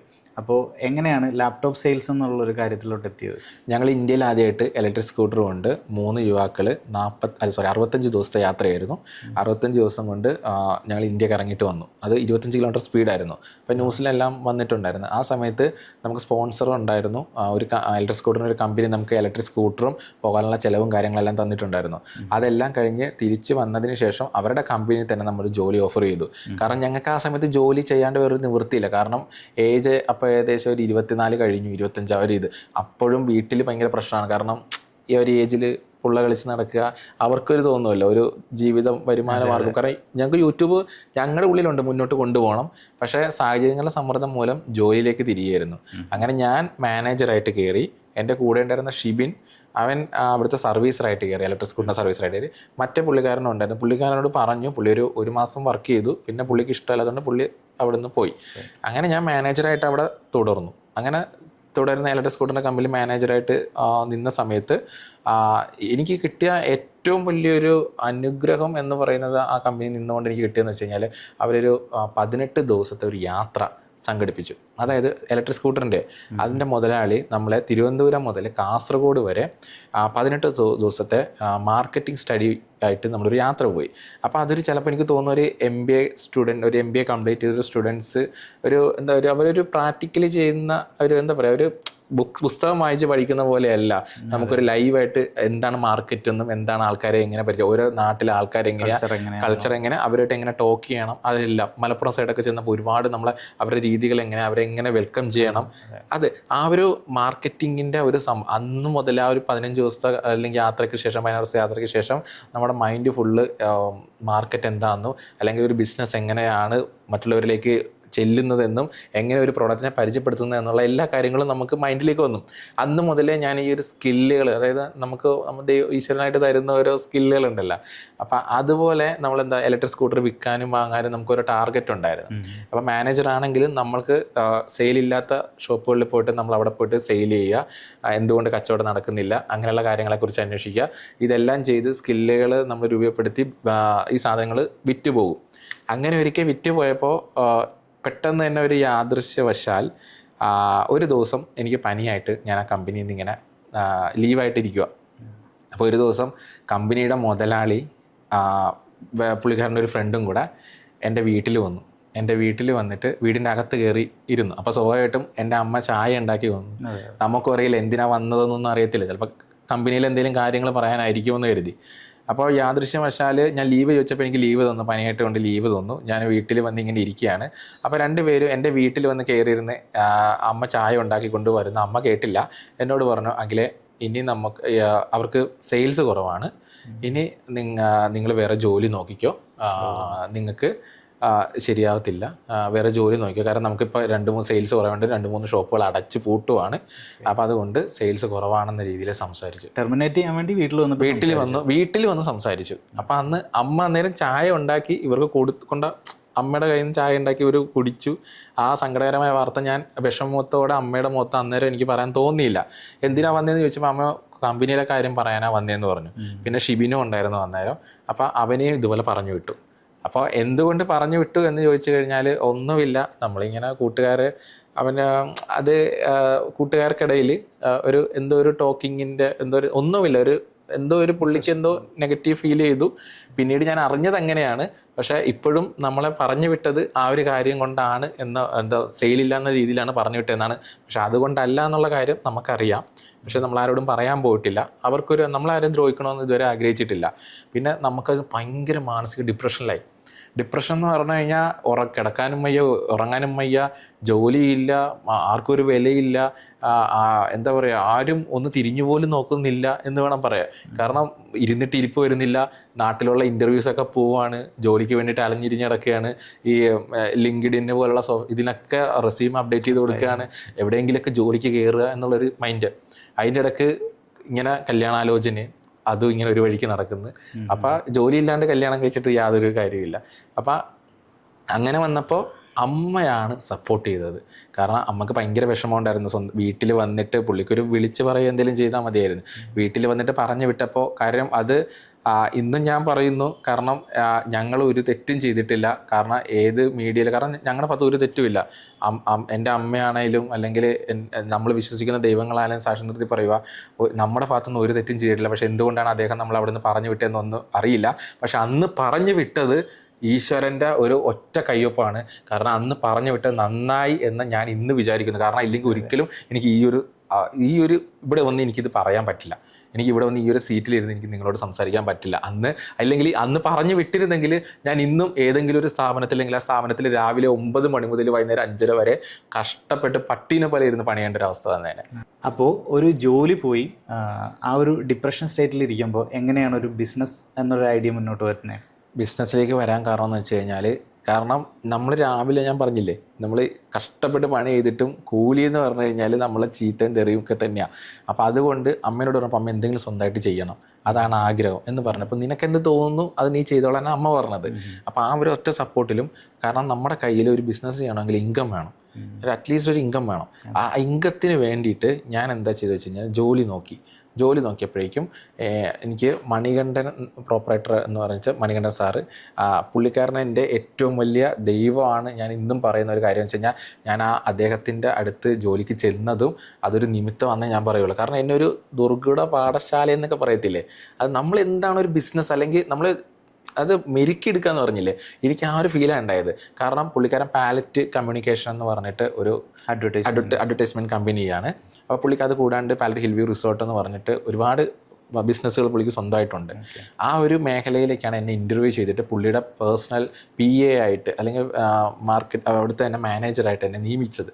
അവിടുത്തെ മാനേജറായിട്ട് നിയമിച്ചതിന് ശേഷം ഞാൻ ഒറ്റയ്ക്ക് ആദ്യമായിട്ട് എൻ്റെ ജീവിതത്തിൽ ആദ്യമായിട്ടാണ് ഒരുപാട് കാര്യങ്ങൾ സാർ എന്നെ പഠിപ്പിച്ചു. കാരണം ഒരു സിസ്റ്റത്തിൻ്റെ ഫ്രണ്ടിലിരുന്നിട്ട് അത് ഒരു ബിസിനസ്സല്ല, 4 ബിസിനസ്സസ് ഉണ്ട് അറ്റ് എ ടൈം. ഈ 4 ബിസിനസ്സും ഒറ്റയ്ക്ക് ഹാൻഡിൽ ചെയ്യാനായിട്ട് അവസാനം എന്നെ കൊണ്ട് പ്രാപ്തരാക്കി. അത് പറയാൻ കാരണം എന്ന് വെച്ച് കഴിഞ്ഞാൽ, ഞാൻ അതുപോലെ എന്താണെന്ന് മനസ്സിലാക്കി ടെൻഷൻ അടിച്ചൊരു വ്യക്തിയാണ്. സാറ് ഒരു ദുബായ്ക്ക് ഒരു ദിവസം പോകാൻ പ്ലാൻ ചെയ്തു. അപ്പോൾ എന്നോട് ടിക്കറ്റ് എടുക്കാൻ, ഞാൻ ചെന്നിട്ട് 1 മാസം ആയതേ ഉള്ളൂ. എൻ്റെ സാലറി എന്ന് പറഞ്ഞു കഴിഞ്ഞാൽ 20,000 രൂപ സാലറി അന്ന് സ്റ്റാർട്ടിങ്. അപ്പോൾ ഞാൻ ചെന്ന സമയത്ത് സാർ എന്നോട് പറഞ്ഞു ടിക്കറ്റ് ബുക്ക് ചെയ്യണം എന്ന് പറഞ്ഞു. അപ്പോൾ ഞാൻ എയർപോർട്ടിൽ വർക്ക് ചെയ്തതാണല്ലോ, ആ ഒരൊറ്റ കയ്യിൽ സാറിനെ കൊണ്ട് ടിക്കറ്റ് ബുക്ക് ചെയ്യിപ്പിച്ചു. ഞാൻ ഓൺലൈനിൽ കയറി ടിക്കറ്റ് ബുക്ക് ചെയ്തു. ടിക്കറ്റ് ബുക്ക് ചെയ്തത് സാറിന് ജൂൺ 11-ാം തീയതിയാണ് സാറിന് പോകേണ്ടത്. ഞാൻ ടിക്കറ്റ് ബുക്ക് ചെയ്തത് ജൂലൈ 11-ാം തീയതിയാണ്. എൻ്റെ അശ്രദ്ധ മൂലം സംഭവിച്ചതാണ്. ജൂലൈ 11-ാം തീയതി സാറ് ജൂൺ 11-ന് ഞാൻ എല്ലാം സെറ്റ് ചെയ്ത് ടിക്കറ്റൊക്കെ അയച്ചു കൊടുത്ത്. ഇത് സാറ് ശ്രദ്ധിക്കണില്ല, ഞാൻ ശ്രദ്ധിക്കണില്ല. സാറ് എയർപോർട്ടിൽ ചെന്ന് എയർപോർട്ടിനകത്ത് കയറാൻ വേണ്ടിയിട്ട് ജൂലൈ 11-ാം തീയതിക്കുള്ള ടിക്കറ്റുമായിട്ട് നിൽക്കുകയാണ്. അന്നേരം സാറ് ഈ ജൂൺ 11 ടിക്കറ്റൊക്കെ കയ്യിലുണ്ടെന്ന് വിചാരിച്ചിട്ടാണ് നിൽക്കുന്നത്. അത് കയറാൻ നേരത്തെ അവരെ സെക്യൂരിറ്റിയിൽ കൊടുത്തപ്പോൾ അവർ പറഞ്ഞു, സെക്യൂരിറ്റി പറഞ്ഞു, സാറ് ജൂലൈ 11-ാം തീയതി പോകുന്നതിന് സാർ എന്തിനാ ഇപ്പോഴേ വന്നതെന്ന് ചോദിച്ചു. അപ്പം അത് ഞാൻ അന്ന് രാത്രി കിടന്നുറങ്ങി. അന്ന് രാത്രി 10-11 മണിക്കാണ് സാറിന് ഫ്ലൈറ്റ്. ഞാൻ പിറ്റേ ദിവസം ജോലിക്ക് പോകേണ്ടതുകൊണ്ട് ഞാനിതെല്ലാം കോളെല്ലാം കഴിഞ്ഞിട്ട് കിടന്നുറങ്ങുന്ന സമയം സാറിങ്ങനെ എന്നെ വിളിക്കുന്നുണ്ട്. ഞാനിതൊന്നും അറിയുന്നില്ല. കോൾ എന്തോ സൈലന്റ്, ഞാൻ ഉറങ്ങിപ്പോയി, ഞാൻ അറിയുന്നില്ല. പിറ്റേ ദിവസം രാവിലെ മിസ് കോൾ കണ്ടിട്ട് ഞാൻ തിരിച്ച് വിളിച്ച്. അപ്പോൾ അവിടുത്തെ വേറൊരു പുള്ളിക്കാരുണ്ട്. പുള്ളി എന്നെ എടുത്തിട്ട് പറഞ്ഞു, എടാ നീ എന്നെ പണിയാണ് കാണിച്ചത്, സാറ് പോകേണ്ട സാറ് ജൂലൈ 11-ാം തീയതിയിലെ ടിക്കറ്റാണ് നീ ബുക്ക് ചെയ്ത് വെച്ചേക്കണേ, ഇത് ജൂണിലല്ലേ പോകേണ്ടത്, സാറിന് പോകാൻ പറ്റിയിട്ടില്ലെന്ന്. അപ്പോൾ ഞാൻ ചോദിച്ചു സാറ് പോയോ? സാറ് പോയി. പിന്നെ അവസാനം ടിക്കറ്റിന് റേറ്റ് നോക്കിയിട്ട് കൂടുതലായിരുന്നു സാർ, പിന്നെ അവിടുന്ന് ഓൺ ദ സ്പോട്ടിൽ ടിക്കറ്റ് ബുക്ക് ചെയ്ത് പോയി. പിന്നെ എനിക്ക് അവിടെ ചെല്ലാൻ കാരണം പിന്നെ ഞാൻ മനസ്സിലാക്കി, കാരണം എന്നെ എന്തായാലും പറഞ്ഞു വിടും. അടുത്ത അറ്റ് ടൈം നെക്സ്റ്റ് എന്താ ഡിസിഷൻ എന്താ, എന്നെ പറഞ്ഞു വിടുക. കാരണം എൻ്റെ മൈൻഡിൽ അത്ര ബ്ലാങ്കായി. കാരണം നെഞ്ചിടിപ്പ് കൂടി, ഹാർട്ട് അറ്റാക്ക് വരുമോ എനിക്കറിയില്ല, എന്താ സംഭവം എന്നറിയില്ല. കാരണം അവിടെ ചെന്ന് കഴിഞ്ഞാൽ ചീത്ത ഉറപ്പാണ്. സാറ് വിളിച്ചിട്ട് സോറി പറയാമെന്ന് വെച്ച് കഴിഞ്ഞാൽ സാറ് എടുക്കണില്ല. എന്ത് ചെയ്യണമെന്ന് അറിയാൻ മേല. സ്ഥാപനത്തിൽ പോയി, നമുക്കൊരു മീറ്റിംഗ് ഉണ്ട്, എല്ലാവരും എന്നെ സൂക്ഷിച്ച് നോക്കുന്നു, തുറിച്ച് നോക്കുന്നു. നമ്മളേതൊന്ന് അന്യഗ്രഹത്തിൽ നിന്ന് വന്ന ഒരു ഫീലാണ് നമുക്ക് അവിടെ കിട്ടിയത്. കാരണം ഞാനെന്തോ വലിയ അപരാധം, കുറ്റം, എന്തോ ആരെ കൊന്നിട്ട് വന്ന പോലത്തെ ഒരു, എല്ലാവരും എന്നെ നോക്കുന്നു, സംസാരിക്കുന്നു, നീ എന്നതാടാ, ആ ഒരു കുറ്റപ്പെടുത്തലല്ല, സ്വാഭാവികമായിട്ട് മറ്റ് സ്റ്റാഫുകൾ ഇങ്ങനെ നോക്കിക്കാണാണ്. ആ സമയത്ത് പിന്നെ അത് കഴിഞ്ഞിട്ട് ഞാൻ സാറിനെ വിളിച്ച് സോറി പറഞ്ഞു. സാറേ ഞാൻ ഓർത്ത് എന്നെ പറഞ്ഞു വിട്ടെന്നാ എന്നെ പറഞ്ഞു. പക്ഷെ അദ്ദേഹം ചെയ്തത് എന്താണെന്നറിയോ? എന്നെ പറഞ്ഞു വിട്ടില്ല. അദ്ദേഹം ചെയ്തത് എന്നോട് പറഞ്ഞു, അഖിലിപ്പം നിന്നോ, അഖിൽ തെറ്റ് പറ്റിയതല്ല, കുഴപ്പമില്ല, അഖിലിൻ്റെ സാലറി 20,000 രൂപ. ആ സാലറിയിൽ നിന്ന് 11,000 രൂപ എക്സ്ട്രാ കൂട്ടിയിട്ടാണ് പുള്ളി ടിക്കറ്റ് എടുത്ത് പോയത്. ആ 11,000 രൂപ ആദ്യത്തെ സാലറിയാണ്. ആ 11,000 രൂപ ഞാനിങ്ങ് എടുക്കുവാണ്. അത് കഴിഞ്ഞിട്ട് ഇത് വേറൊന്നും കൊണ്ടല്ല, അഖിലിൽ നിന്ന് മനസ്സിലാക്കാനാണ്. അഖിലിന് തെറ്റുപറ്റി, ഇത് ഓർത്ത് കഴിഞ്ഞാൽ ജീവിതത്തിൽ ഒരിക്കലും അഖിലിന് തെറ്റുപറ്റിയില്ല. അന്ന് ആ സാറ് കസ്റ്റമർ ജോലി ചെയ്ത് ആദ്യത്തെ സാലറി വന്നപ്പോൾ 11,000 രൂപ കട്ട് ചെയ്തിട്ട് ബാക്കി ബാലൻസ് എമൗണ്ടാണ് എൻ്റെ അക്കൗണ്ടിലേക്ക് ക്രെഡിറ്റ് ആയത്. അപ്പം അന്ന് മുതൽ ഞാൻ പുള്ളിയുടെ ഒരു അനുഭവം, പുള്ളി ഒരു അത്രയും വലിയ ബിസിനസ്സുകാരനാണ്, പുള്ളിക്ക് കോടികൾ വരുമാനമുള്ള ആളാണ്. പുള്ളിക്ക് 11,000 രൂപ കിട്ടിയിട്ട് ഒന്നും ചെയ്യാനില്ല. പക്ഷേ സ്റ്റാഫുകളുടെ അടുത്ത് എന്തുകൊണ്ട് പുള്ളി അങ്ങനെ ചെയ്തെന്ന് വെച്ച് കഴിഞ്ഞാൽ മണിക്ക് അത്ര വാല്യൂ പുള്ളി കൽപ്പിക്കുന്നുണ്ട്. അതുകൊണ്ടാണ് പുള്ളി അങ്ങനെ ചെയ്തത്. അതിന് ശേഷം ആയിക്കോട്ടെ, പല കാര്യങ്ങൾക്കായാലും പുള്ളി, ഞാൻ സാറിൻ്റെ അടുത്ത് നിന്നിട്ട് ഞാൻ പറയില്ല, 4 കമ്പനികൾ നോക്കി നടത്തുന്നുണ്ട്. സാർ ഓപ്പണായിട്ട് പറയല്ല, സാറ് നല്ല ചീത്ത പറയും. ചീത്ത പറയുന്ന പറഞ്ഞാൽ നല്ലോണം ചീത്ത പറയും. നമ്മൾ ഇപ്പോൾ ഒരു മാസത്തെ ഒരു സ്ഥാപനത്തിൽ അല്ലെങ്കിൽ പാലറ്റ് ഹിൽ വ്യൂ റിസോർട്ട് പറഞ്ഞാൽ റിസോർട്ടിലെ എല്ലാ കണക്കുകളും കാര്യങ്ങളും, വരവ് ചെലവ് കാര്യങ്ങളെല്ലാം, സ്റ്റോക്ക് കാര്യങ്ങളെല്ലാം സാറിനെ കൃത്യമായിട്ട് അന്വേഷിച്ച് എന്തെങ്കിലും പ്രശ്നങ്ങളുണ്ടാകുന്ന നമ്മളവിടെ കൃത്യമായിട്ട് മാസം ഏൽപ്പിക്കണം. അത് ആ മുറിയിലേക്ക് കയറുന്നത് ഭയങ്കര ടെൻഷനോട് കൂടിയാണ് നമ്മൾ ചെല്ലുന്നത്. ആ ടെൻഷനിലടിച്ച് സാറിനെ വെക്കുമ്പോൾ സാർ ഏതെങ്കിലും രീതിയിൽ നമുക്ക് ചീത്ത കേട്ടിരിക്കും എവിടെയെങ്കിലും. സാറ് നമ്മുടെ ഒരു അശ്രദ്ധ മൂലം ആ തെറ്റ് കണ്ടുപിടിക്കും. അതെനിക്ക് വലിയൊരു ഗുണമായി. പിന്നെ അതുപോലെ തന്നെ ഇത്രയും വലിയ കോടീശ്വരനായ, അത് ഞാൻ പറയുക, അത് നമ്മൾ മനസ്സിലാക്കേണ്ടത്, നമ്മുടെ ആറ്റിറ്റ്യൂഡും നമ്മുടെ ഉപബോധ മൈൻഡും ഇത് രണ്ടും സെറ്റായി കഴിഞ്ഞു കഴിഞ്ഞാൽ ഏത് മനുഷ്യനെയും ക്യാഷ് ഉണ്ടാക്കാൻ പറ്റും. അത് ഞാൻ മനസ്സിലാക്കിയൊരു കാര്യമാണ്. അതുപോലെ നമ്മൾ ഫോക്കസ് ചെയ്തിട്ട് പോവുകയാണെങ്കിൽ, ഇപ്പോഴത്തെ യുവാക്കൾ എല്ലാവരും ജോലിക്ക് അന്വേഷിച്ച് നടക്കുന്നു, എപ്പോഴും സ്വന്തമായിട്ടൊരു ബിസിനസ്സിലേക്ക് നോക്കുന്നില്ല. പക്ഷെ അങ്ങനെ നോക്കണമെന്ന് ഞാൻ പറയണം. കാരണം വെച്ച് കഴിഞ്ഞാൽ നമ്മുടെ ഒരു ഉപബോധ മൈൻഡ് ഉണ്ട്. ഈ മൈൻഡ് ഒരിക്കലും പെട്ടെന്ന് തന്നെ സെറ്റാവില്ല. എന്തൊക്കെ ചെയ്യുന്ന പറഞ്ഞാൽ പെട്ടെന്ന് സെറ്റാവില്ല. ഞാൻ പറയട്ടെ, ഞാൻ നാളെ അമേരിക്കയ്ക്ക് പോകണമെന്ന് പറയാം, പക്ഷേ അതിൻ്റെ സാഹചര്യങ്ങൾ എനിക്കറിയാം. എനിക്ക് അമേരിക്കയിൽ പോകാൻ പറ്റത്തില്ല, എനിക്ക് കാശില്ല, വിസയില്ല, ടിക്കറ്റില്ല, ഒന്നുമില്ല. പക്ഷേ ഇത് കണ്ടിന്യൂസ് നമ്മുടെ ഉപബോധ മൈൻഡിനെ അങ്ങനെ പറഞ്ഞ് അത് ഒരു ഹുക്ക് വീണ് കഴിഞ്ഞാൽ നമ്മളത് പോകും. എന്ന് പറഞ്ഞ പോലെ ഈ ക്യാഷ് അല്ലെങ്കിൽ മണി എങ്ങനെ വരുന്നു അല്ലെങ്കിൽ എങ്ങനെ ഹാൻഡിൽ ചെയ്യുന്നു. ഞാൻ ഇത്രയും വലിയൊരു കോടീശ്വരൻ്റെ കൂടെ പേഴ്സണൽ പി ആയിട്ട് പുള്ളിയുടെ പോലെ തന്നെ പുള്ളി എന്ത് ചെയ്യുന്നു, പുള്ളിക്കാരനെ ക്യാഷ് ഡീൽ ചെയ്തതും പുള്ളിയുടെ പേഴ്സണൽ കാര്യങ്ങളെല്ലാം എനിക്ക് തരികയും കാര്യങ്ങൾ എടുക്കുകയൊക്കെ ചെയ്തത് എൻ്റെ അടുത്ത് നിന്നാണ്. അതായത് എങ്ങനെയാണ് ഒരു പണക്കാരൻ നടക്കുന്നത്, അല്ലെങ്കിൽ എന്നെ കൊണ്ടുപോകുന്നത് പുള്ളിയുടെ BMW കാറിൽ, പുള്ളിയുടെ ഫോർച്യൂണർ കാറിൽ, ഇവൻ എന്താവശ്യത്തിനും നമ്മൾ പോവുകയും എടുക്കുകയൊക്കെ ചെയ്യുന്നത് കാറിൽ. അപ്പോൾ ഇത്രയും സൗകര്യങ്ങൾ നമ്മൾ ഒറ്റയടിക്ക് നമ്മുടെ ഉപബോധ മൈൻഡിൽ വന്നു. അത് നമുക്ക് കിട്ടുന്ന സാലറി എന്ന് പറഞ്ഞാൽ വളരെ ചെറുതാണ്. പക്ഷേ അത് നമ്മളെ സംബന്ധിച്ചിടത്തോളം വലുതാണ്. പക്ഷേ അന്നെങ്കിൽ കൂടെ ഇത്രയും സൗകര്യങ്ങൾ നമ്മൾ ചിലപ്പോൾ നമ്മുടെ പ്രായത്തിൽ ഒരിക്കലും കിട്ടത്തില്ല. ഇതെല്ലാം നമ്മൾ സാറിൻ്റെ കൂടെ നടന്ന് എങ്ങനെ ക്യാഷ് സ്പെൻഡ് ചെയ്യണം, പൈസ ഉള്ളവൻ എങ്ങനെ ക്യാഷ് സ്പെൻഡ് ചെയ്യുന്നു, എങ്ങനെ ബാർഗെയിൻ ചെയ്യാം, അതാണ് ഏറ്റവും വലിയ കാര്യം. പുള്ളി അത്രയും വലിയ ബിസിനസ് നടത്തുന്ന ഒരാളാണെങ്കിലും 1 രൂപ കളയാൻ സമ്മതിക്കത്തില്ല, 1 രൂപ പോകത്തില്ല. അതുപോലെ പുള്ളിക്ക് വേണ്ട സാധനങ്ങൾ ബ്രോഡ്വേയിൽ, ഞാൻ സാറിൻ്റെ ഒപ്പം നിന്ന് ബ്രോഡ്വേയിൽ ഞാൻ ചുമന്നിട്ടുണ്ട് സാധനങ്ങൾ. സാറിന് പാലറ്റ് ഹിൽ വ്യൂ റിസോർട്ട് എന്ന് പറഞ്ഞ റിസോർട്ടുണ്ട്. ആ റിസോർട്ടിലേക്ക് സാധനങ്ങൾ കൊണ്ടുപോകാനായിട്ട് ചിലപ്പോൾ സാർ എന്നെ, എനിക്ക് ഇന്നിപ്പോൾ അതൊരു അനുഗ്രഹമായിട്ടാണ് സാറിന് ഞാൻ അത് ദൈവത്തിനെ പോലെ ഞാൻ ഇന്നും കാണുന്നത്. കാരണം അന്ന് സാർ എനിക്ക് വിഷമം വന്ന് ചിലപ്പോൾ ഞാൻ സാറിൻ്റെ മനസ്സിൽ പോലും ചീത്ത പറഞ്ഞിട്ടുണ്ട്. കാരണം എന്നെ ഓടിപ്പിക്കുമായിരുന്നു, നല്ലോണം ഓടിപ്പിക്കുമായിരുന്നു, പട്ടിനെ പോലെ പണിയിപ്പിക്കുമായിരുന്നു. ഈ സാധനം ചുമന്നുകൊണ്ട് ചിലപ്പോൾ എന്നെ വീട്ടിൽ വിടത്തില്ല. ഇത് നീ വാഗമൺ കൊടുത്തിട്ട്, വാഗമൺ റിസോർട്ട് അവിടെ കൊടുത്തിട്ട് നീ പോയാൽ മതി എന്ന് പറയും. അപ്പോൾ ഇവിടുന്ന് നമ്മൾ ബസ്സിൽ ചുവന്ന് ഞാൻ വാള് വെച്ചിട്ടുണ്ട്. ഞാൻ സാറിനോടൊന്നും പറഞ്ഞിട്ടില്ല. എനിക്ക് അനങ്ങാൻ പറ്റാതെ ഫുഡ് പോയ്സൺ ആയിട്ട് ഛർദ്ദിച്ച് കിടന്ന് വാള് വെച്ച് ഞാൻ അവിടെ കിടന്ന് പിറ്റേ ദിവസം രാവിലെ എഴുന്നേറ്റ് വന്നിട്ടുണ്ട്. അത് സാധനം അവിടെ എത്തിക്കും. പക്ഷെ സാർ എന്നെ ഏൽപ്പിക്കുന്ന എന്ത് കാര്യമാണെങ്കിലും മറന്നു പോയിട്ടുണ്ടെങ്കിലേ ഉള്ളൂ ചെയ്യണമെന്ന് പറഞ്ഞാൽ സത്യസന്ധമായ ഉത്തരവാദിത്തത്തോട് ചെയ്യുക. അത് സാറിനും കറക്റ്റായിട്ട് എന്നെ അറിയാം. അതുകൊണ്ട് തന്നെയാണ് സാർ എന്നെ കൂട്ട് പിടിച്ച് നിർത്തിയത്. അപ്പം നമ്മൾ അത്രയും ഒരു വലിയൊരു മനുഷ്യൻ്റെ കൂടെ, അല്ലെങ്കിൽ ഇത്രയും കോടീശ്വരൻ്റെ കൂടെ, അല്ലെങ്കിൽ ഇത്രയും കാശുള്ളൊരു മനുഷ്യൻ്റെ കൂടെ നമ്മൾ ഡെയിലി നടക്കുമ്പോൾ നമ്മുടെ മൈൻഡ് ഓട്ടോമാറ്റിക്കലി അതുപോലെ ആയി പോവുകയാണ്. ഒരു ബിസിനസ്സുകാരനായി പോവുകയാണ്. അത് എനിക്ക് ഒരു വർഷം ഞാൻ നിന്നുള്ളൂ. ആ കിട്ടിയതെന്ന് വെച്ച് കഴിഞ്ഞാൽ കാരണം നമ്മൾ ലക്ഷറി കാറിൽ പോകുന്നു, നമ്മൾ സാറിൻ്റെ കൂടെ ലക്ഷറി ഹോട്ടലിൽ നിന്ന് ഫുഡ് കഴിക്കുന്നു, സാറിൻ്റെ ഒപ്പം വലിയ വലിയ ബിസിനസ്സുകാർ, മന്ത്രിമാർ വരെ സാറിൻ്റെ ഒപ്പം യാത്ര ചെയ്യുന്നു. എന്തിനാ നമുക്കത് പറയാൻ പറ്റില്ല. എന്നാൽ എന്തെങ്കിലും ഒരു ആവശ്യം പെട്ടെന്ന് തന്നെ വന്നു കഴിഞ്ഞാൽ സാർ അപ്പം തന്നെ സാറിന് അറിയുന്ന കോൺടാക്റ്റുകളെ വിളിച്ചിട്ട് ഓൺ ദ സ്പോട്ടിൽ പരിപാടി നടത്തുകയാണ്. അപ്പോൾ അത് കണക്ഷൻ ഉള്ളതുകൊണ്ടാണ് ഒരിക്കലും ഒരു 9 to 6 ജോബിൽ ഇത് നമുക്ക് കിട്ടത്തില്ല. അപ്പം അതങ്ങോട്ട് ഞാൻ പറഞ്ഞില്ലേ, നമ്മുടെ ഉപബോധ മൈൻഡിലേക്ക് ക്ലിക്കായി. അങ്ങനെ ഇരിക്കുമ്പോഴാണ് ഒരു പകുതി ആയപ്പോൾ തന്നെ ഞാൻ പറഞ്ഞില്ലേ, എൻ്റെ ലക്ഷ്യം എന്ന് പറഞ്ഞാൽ എന്നാൽ അപ്പോഴും ഒരു ലക്ഷ്യമുണ്ട്. എൻ്റെ ലക്ഷ്യം എന്ന് പറഞ്ഞു കഴിഞ്ഞാൽ ഇതിൽ നിന്ന് പൈസ ഉണ്ടാക്കുക, സ്വന്തമായിട്ടൊരു ബിസിനസ് തുടങ്ങുക. എന്ത് ബിസിനസ് തുടങ്ങും, അതൊരു ചോദിച്ചിട്ടായിട്ടിരുന്നു. എന്ത് ബിസിനസ് തുടങ്ങും. അപ്പോൾ ഞാനും ഷിബിനും കൂടെ ഒരുപാട് ആലോചിച്ച് എപ്പോഴും ഞങ്ങൾ ബീച്ചിൽ പോയിരുന്ന് സംസാരിക്കും, എന്ത് ബിസിനസ് തുടങ്ങുക, ഇവിടെ തുടങ്ങണമെന്നുള്ളൊരു ഇത്. അങ്ങനെ ഞങ്ങൾ ബോഡി സ്പ്രേ അങ്ങനെ പെർഫ്യൂമിൻ്റെ ബിസിനസ് സ്റ്റാർട്ട് ചെയ്യാമെന്ന് വെച്ചു. അങ്ങനെ പെർഫ്യൂമിൻ്റെ ഇതിന് വേണ്ടിയിട്ട് എറണാകുളത്തൊക്കെ അന്വേഷിച്ച് ഒരു സ്ഥലത്ത് പോയപ്പോൾ തന്നെ പുള്ളി പറഞ്ഞു, പെർഫ്യൂമിൻ്റെ ഇതാണെങ്കിൽ നിങ്ങൾ നോക്കണ്ട, കാരണം അത് നല്ല എക്സ്പെൻസ് ഉള്ള പരിപാടിയാണ്, നല്ല കാശ് ചിലവുണ്ട്. അതിൻ്റെ ഓരോ സ്മെല്ലിനും വരുത്തുന്നത് ഓരോരോ രാജ്യങ്ങളിൽ നിന്നാണ്. അതിൻ്റെ സാധനം ഇവിടെ വന്ന് സൂക്ഷിക്കുന്നത് തന്നെ പ്രത്യേകം ലക്ഷങ്ങൾ മുടക്കിയിട്ടാണ് നമ്മളൊക്കെ ഇവിടെ ചെയ്യുന്നത്. അത് 20-30 ലക്ഷമൊക്കെ അവർ പറഞ്ഞപ്പോൾ തന്നെ നമ്മൾ ഞെട്ടി. അത്ര ഇൻവെസ്റ്റ്മെൻറ്റ് വേണം. അത്ര ഇൻവെസ്റ്റ്മെൻറ്റ് ചെയ്തിട്ട് ഇത്രയും വലിയ കട എന്നിട്ടൊക്കെയാണ് അവർ ചെയ്യുന്നത്, ഉണ്ടാക്കി കൊടുക്കാൻ നമുക്ക് ഇഷ്ടമുള്ള സ്മെല്ലൊക്കെ വെച്ചിട്ട് ചെയ്യുന്നത്. അപ്പോൾ അന്നേരം മനസ്സിലാക്കി അത് നടക്കത്തില്ല. അപ്പം നമ്മൾ അന്നേരവും നമ്മുടെ കയ്യിലുള്ളത് സോഷ്യൽ മീഡിയ, നമ്മൾ ജനങ്ങൾ ഇത്രയും കണ്ടിട്ടുണ്ട്, അത്രയും നാൾ ആ ഒരു സപ്പോർട്ടുണ്ട്, എന്തെങ്കിലും ഒരു ബിസിനസ് ചെയ്യണമെന്ന് ആശയമാണ് മുന്നിൽ നിന്നത്. അങ്ങനെ ഇരുന്നപ്പോഴാണ് വേറൊരു ടേണിംഗ് പോയിന്റ് പോലെ നമ്മൾ ഒരു ലാപ്ടോപ്പിൻ്റെ ഒരു സംഭവം കണ്ടപ്പോഴേക്കും ഞാനാണെന്നൊന്ന് അങ്ങോട്ട് ആദ്യം വിളിച്ചു. ഞങ്ങോട്ട് വിളിച്ചു, ചേട്ടാ ഇതേപോലെ ഞങ്ങളിങ്ങനെ സോഷ്യൽ മീഡിയ ഇൻഫ്ലുവൻസറാണ്, ചേട്ടാ ഞങ്ങളിങ്ങനെ ഇത് കണ്ടിരുന്നു, നിങ്ങൾക്കൊരു വീഡിയോ ചെയ്യാം എന്നുള്ള രീതിയിൽ ഞങ്ങളുടെ അഭിപ്രായം അറിയിച്ചായിരുന്നു.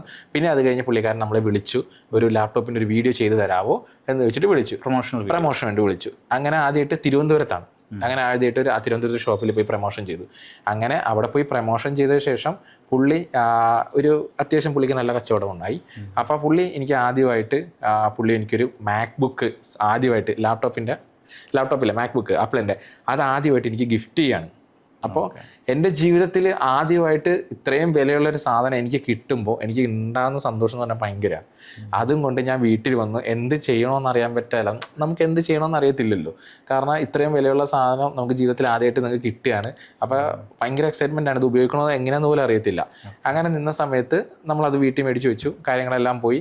കുറച്ച് നാൾ കഴിയുമ്പോൾ ഒരു 2 മാസം കഴിയുമ്പോൾ പുള്ളി വീണ്ടും വിളിച്ചിട്ട് പറഞ്ഞു, എടാ ഒന്നും കൂടെ പ്രൊമോഷൻ വരണം. പുള്ളി അന്നേരം ഒരു ടാബ് തന്നു ആപ്പിളിൻ്റെ. അത് നമ്മൾ ഭയങ്കര സന്തോഷത്തോടുകൂടി വാങ്ങിച്ചു. ജീവിതത്തിൽ ആദ്യമായിട്ടാണ് ആപ്പിളിൻ്റെ ടാബ് കിട്ടിയത്, അത് മേടിച്ച് വെച്ചു. അത് കഴിഞ്ഞിട്ട് പുള്ളിക്കാരനോടാണ് ഞാൻ അങ്ങോട്ട് ചോദിച്ചത്, ചേട്ടാ ഞങ്ങൾക്ക് ഈ ബിസിനസ് ചെയ്യാവോ, ഞങ്ങൾക്ക് ഇതേപോലെ ചെയ്യണമെന്ന് ആഗ്രഹമുണ്ട്, എന്ത് തുടങ്ങണമെന്ന് അറിയാൻ മതി, ലാപ്ടോപ്പിൻ്റെ ബിസിനസ് ചെയ്യാവോ, ഇതേപോലെ ലാപ്പ് സെയിൽ ചെയ്യുന്നതനുസരിച്ചിട്ട് ഒരു വരുമാനം കിട്ടുമോ എന്ന് ചോദിച്ചു.